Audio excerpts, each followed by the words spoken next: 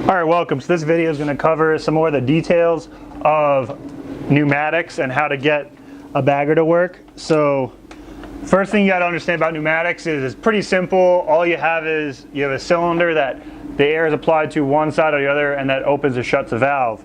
And then you have a pedal like this. This is a 5-way pedal. So what it has is your air in, that is your P port, okay?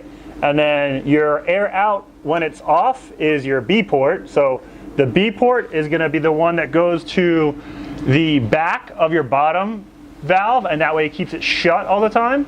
And then there's going to be a T going off of that. That also goes to the front of your top valve, and that one keeps the top one open when the pedal's not hit.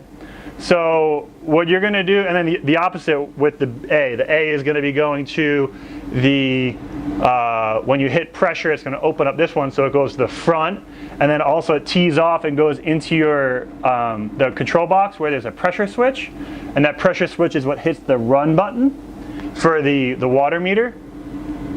And then for the other side of it's going to go to the back of the top one, and that shuts it. Additionally, I put 2 valves up here, and the valve's purposes are if you want to isolate the top valve. So if you either want to keep it shut, the reason why you'd want to keep it shut is so you can empty this out and then maintain this. So if you want to adjust this, let's say, let me go get a bucket really quick. So I got a dry clean bucket so I can put the grains in. And this is filled with grain right now. So if I want to, say, adjust this, all right, and I want to change the weight on it, what I would do is right now the valve is open, so I'm going to step on the pedal. It's going to dump what's in there, and then I will close the valves, both of them, okay? So now that top valve is not getting any more pressure anymore. So when I let go of the pedal, the bottom valve shuts, but the top valve stays shut as well. So now what I can do is I can take this adjustment collar here, and you can see it's a repair coupling. So this is just like what you would prepare some drainage pipes with. So now I can loosen this up and adjust it down or up as needed, okay? And you can actually adjust it down without doing this. It'll just fill with more grain, but you can't adjust up because you'll have to push all that grain up. It's a lot harder. It's a lot easier just to drain it out. So I'm gonna put it at the 1 setting, tighten it down. And you can also adjust the bottom one too, but I find for my bag size, for 5-pound bags, 6-7-pound bags, you only need to adjust the top one. If you're doing 10-pound bags, maybe you'd want to extend it all the way out on both the top and the bottom adjustment. So now that that's adjusted, I can go ahead and turn these valves back on again. And now it fills up. So now to figure out how much water to inject and how much you're metering out, you're going to need a scale. And you're much better off with a, well, first off digital, but then also in kilograms or grams, because it's easier to do the math on that. So what we will do is put this bucket on here, okay, and tear it out. Put it to gram mode, okay, and hopefully that's in focus. And I'm going to go ahead and tear it out to 0, so I'm going to go ahead and fill it up. We're at 1307. Let's tear it out again. Oh, wrong button. Tear. 1316, so it's 7 grams off, which is pretty darn accurate if you ask me. Probably more accurate than you would by hand. And let me just cycle this around to the top. And I'll just do it one more time just for demonstration's sake.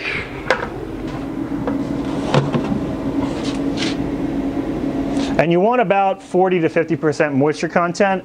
This has 10% fuel pellets, so I'm doing 50%, but I think really I should have done like 45. There was some bursted kernels in there. 1307. And 1311. So it's pretty darn accurate with repeatability. So now that we have that done, we want to calibrate the water. So to calibrate the water, you don't want to use the pneumatics. And you're just going to use you're going to plug this in now. This has been unplugged the whole time, okay? And it's just a little 24-volt inverter. So that gets plugged in now. Should beep. Or no, it's not plugged in. Hang on one second. So plug it into the wall and not electrocute myself because it's all wet. All right, there we go. The display is on. It should already be around, yeah. So easy math for liters is a liter is about a kilo. It should be around a kilo. So I'm at 1 liter, 0.28. So it should be about 1,300 pounds of, or 1,300 grams of water. Let me get another bucket. So all I'm going to be doing here now is tearing it out and then hitting the run button. You don't want to hit the pedal because then it'll dump the water and the grain, and we just want to dial it in first.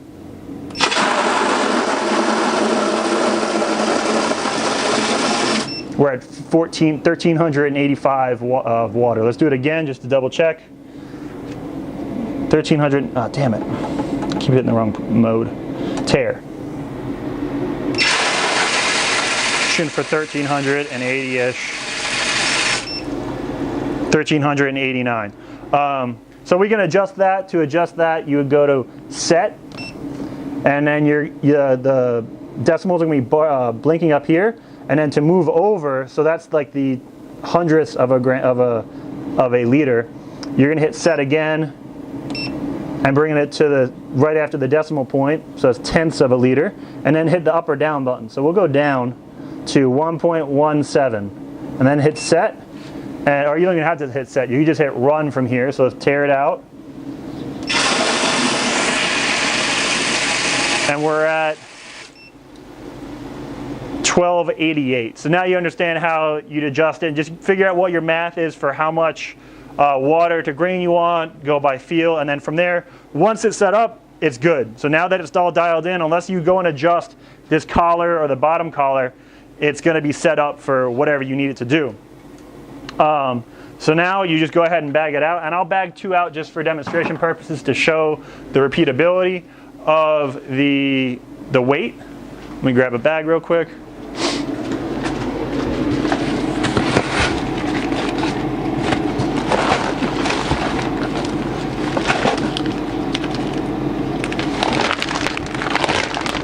All right, let's tear it out, and let's get the pedal out. Let me reload the top.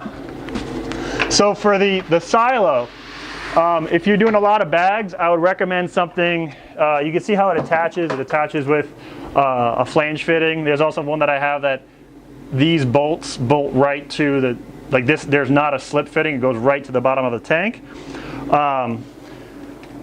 One thing that I saw that would work pretty well is a garbage bin, like a 96-gallon garbage bin, with one of the wheels on them, because at the bottom, it's almost conical at the bottom to where there's a spot about this big that's flat, and that's where all the garbage goes to, but it would be grain in this case. And they're pretty heavy duty, and you just have to figure out some bracketry to mount it up against the wall to hold it up. So yeah, I'm gonna go ahead and bag these out. So we got this bad boy zeroed. Now you wanna use the pneumatics. And for the pneumatics, I just have a small little pancake compressor. It's tiny. I've already done 3 or 4 cycles and it barely even dropped 5 psi. I have it off right now, but it shouldn't run very much.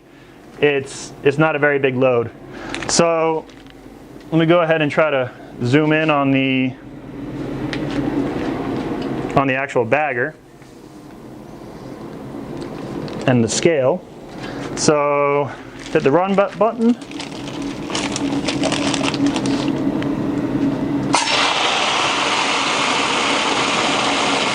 And this is hot water. You want to use hot water to let it hydrate. So we're sitting at, stand up, come on. We're sitting at 2,617 grams. And then what you want to do is take it and put it in a bin, so like a milk crate similar to this. And this was taught to me by T.R. Davis. He's one of the guys who showed me just to weigh it out in the bag and let it soak in the bag for a couple hours. And we're sitting at 2,628. What was the other one? 2,619. Or what is it? Hold on. And 16. So it's within 10 grams. So from here, you'd want to let it sit for about 4 hours. Right now, it's kind of a sloppy mess. In a couple hours, it'll hydrate out. and then you want to steam it.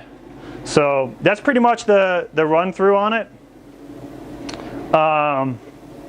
Can't really think of anything else. Oh, so if you wanted to empty this bad boy out, if you were trying to change the substrate, let's say, all right, what you would do is you want to isolate this open. So right now it is open in the resting state. So all you would do is turn both of these off, okay, and then unplug it, because you don't want the run switch to run for the water meter. So now that that is open, all I'm going to do is step on the pedal, and it's going to drain it'll drain the whole thing, okay? It'll keep going and going until it's empty. So that would be if you had to, you know, change your grain, or if you wanted to maintain, like change your top valve or something like that, you'd just sit there and hold the pedal down. And it's pretty quick. So yeah, you could also do mixtures with coconut coir, sawdust. I have fuel pellets in this one, vermiculite, and that'll help fluff it up quicker and hydrate in quicker. But I find it's fine if you just run it with hot water and let it soak in for about 4 to 8 hours, something like that, or even overnight. Doesn't hurt if it sits overnight. So yeah, that's it. Hopefully you like this video. If you have any questions, please comment below. Make sure you like this video and keep on mushrooming. Take it easy.